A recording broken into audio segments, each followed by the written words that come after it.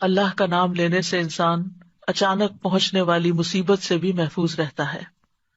عثمان بن عفان کہتے ہیں، میں نے رسول اللہ صلی اللہ علیہ وسلم سے سنا، آپ فرماتے تھے، جس نے شام کو 3 بار یہ دعا پڑھ لی اسے صبح تک کوئی اچانک مصیبت نہیں آئے گی، کوئی اچانک مصیبت نہیں آئے گی۔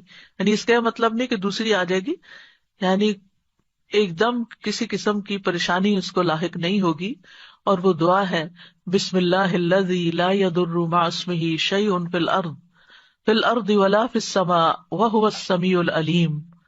اللہ کے نام سے، وہ ذات کہ اس کے نام سے کوئی چیز زمین میں ہو یا آسمان میں نقصان نہیں دے سکتی، اور وہ خوب سنتا ہے اور خوب جانتا ہے۔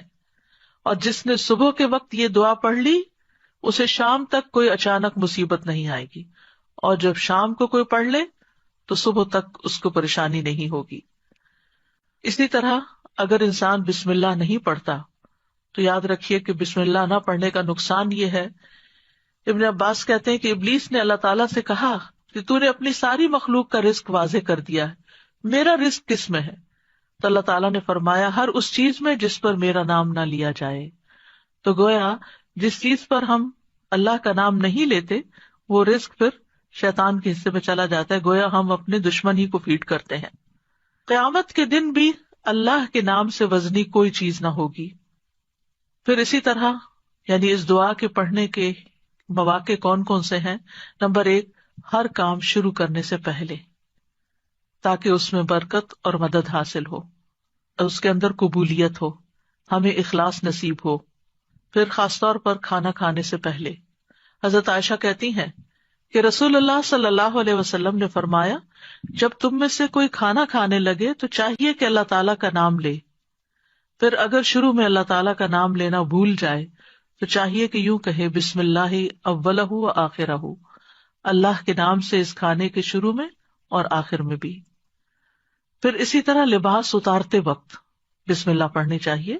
انس رضی اللہ عنہ سے روایت ہے کہ نبی صلی اللہ علیہ وسلم نے فرمایا، جنوں کی آنکھوں اور بنی آدم کی شرمگاہوں کا پردہ یہ ہے کہ جب ان میں سے کوئی اپنے کپڑے اتارے تو بسم اللہ پڑھ لے، یعنی اتارنے سے پہلے پڑھ لے، تو جن اور شیاطین کی نظر نہیں لگتی۔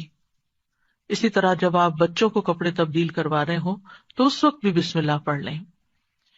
اسی طرح بیت الخلاء جاتے وقت یعنی اندر پاؤں رکھنے سے پہلے بسم اللہ پڑھ کے دروازہ کھولیں۔ حضرت علی رضی اللہ عنہ روایت کرتے ہیں، کہتے ہیں کہ رسول اللہ صلی اللہ علیہ وسلم نے فرمایا، جنوں کی آنکھوں اور بنی آدم کی شرمگاہوں کا پردہ یہ ہے کہ جب ان میں سے کوئی بیت الخلاء جائے تو بسم اللہ پڑھ لے، کیونکہ جب انسان ننگا ہوتا ہے تو حفاظت کے فرشتے اس سے دور چلے جاتے ہیں۔ تو اس وقت حفاظت پھر کس سے حاصل ہوگی؟ جب آپ واش روم میں جانے سے پہلے بسم اللہ پڑھ کے پھر داخل ہوں گے۔ اسی طرح وضو سے پہلے، ابو ہریرہ کہتے ہیں کہ رسول اللہ صلی اللہ علیہ وسلم نے فرمایا، لا صلاۃ لمن لا وضوء لہ ولا وضوء لمن لم یذکر اسم اللہ تعالی علیہ، کہ جس کا وضو نہیں اس کی نماز نہیں، اور جو شخص وضو کے شروع میں اللہ تعالیٰ کا نام نہ لے اس کا وضو نہیں۔